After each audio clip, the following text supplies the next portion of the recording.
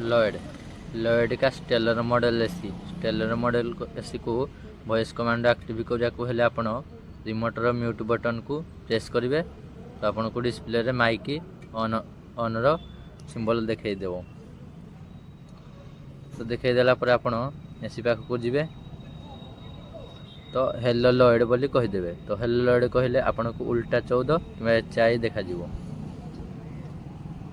तो Abika AC voice command पाई active हो गला। एसी को वॉइस कमांड देवा को हेले आपन को एसी को हेलो लॉयड कहीदेवे तो उल्टा 14 आसी भारी। तो उल्टा 14 आसला पर आपन switch off AC switch off कहीदेले से आपनकर पावर ऑफ हो जिवो 60 सेकंड पर 60 सेकंड पर आपनकर एसी बंद हो जिवो।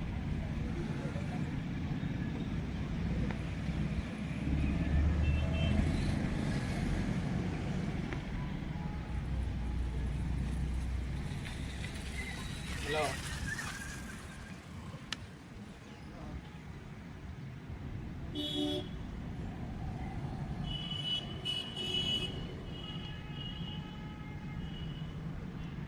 आपन को धर एसी को आपन टेम्परेचर इनक्रीज करिया को हेले आपन टेम्परेचर बढ़ाइया को हेले आपन को हेलो लॉयड कहीदेवे तो उल्टा 14 आसी भारी कि 4 आसी भारी।